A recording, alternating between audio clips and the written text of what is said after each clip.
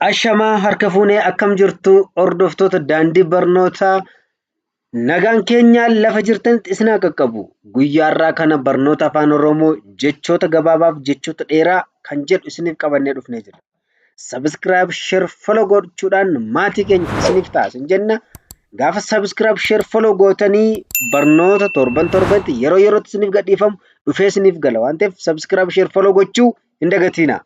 Namoonni biyya keessaa biyya alaa teessanii namoonni sababa rakkina maatiidhaaf, sababa rakkina qabeenyaadhaaf barnoota hin baratin haftan akkasumas sababa hojiidhaan namoonni barnoota hin baratin haftanii qubeerraa kaasnee hanga barreessuuf dubbisutti isin barsiisna waan ta'eef karaa lakkoofsa bilbilaa fuula iskiriinii kanarratti argamu kanaan karaa waatsaappii, karaa imoo, karaa telegiraamii, karaa bootimii, karaa imoo nu bilbilaa. Isa kanaaf barnoota guyyaa har'aa kana immoo jechoota gabaabaa fi jechoota dheeraa kana wal bira qabnee waliin dubbisaa deemna. Bi yoo jedhu ni gabaabbata, bii yoo jedhu ni dheerata. Asittis ci yoo jedhu ni gabaabbata, cii yoo jedhu immoo ni dheerata jechuudha. Isa kanaaf bi kana jalatti kan nuti ilaallu bira,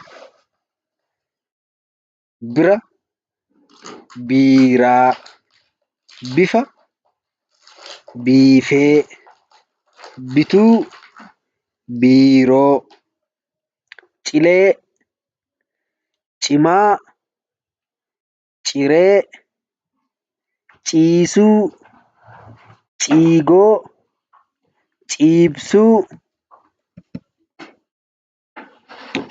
dide, dikee, dibaa, diiguu, diina, diimaa, fide, fixe, filuu, fiiguu, fiixe, fiilmii,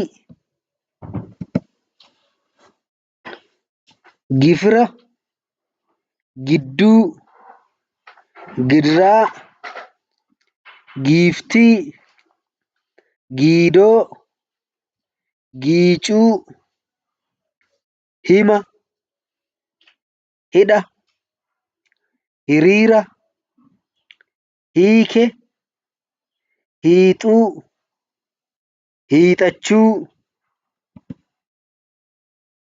jira, jirma, jibba, jiisaa, jiitoo, jiidhaa, kiraa, kiyya, kibba, kiisii, kiika, kiiloo,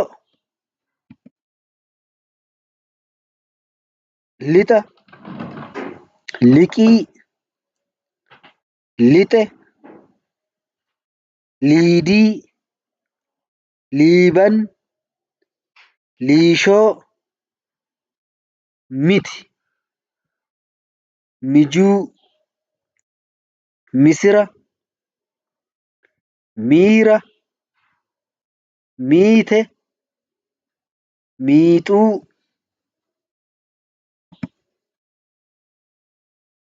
sila, siree, sirna, siidaa, siifan, siiksuu, tika, tirii, tiruu, tiitoo, tiifuu, tiife,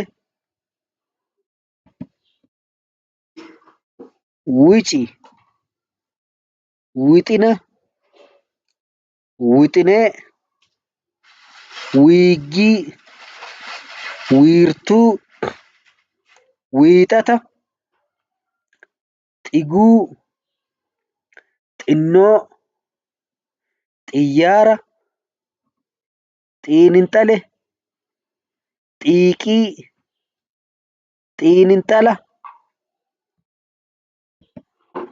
Egaa hordoftoota keenyaa hanga torban mata duree haaraatiin wal arginutti nagaan nuuf tura.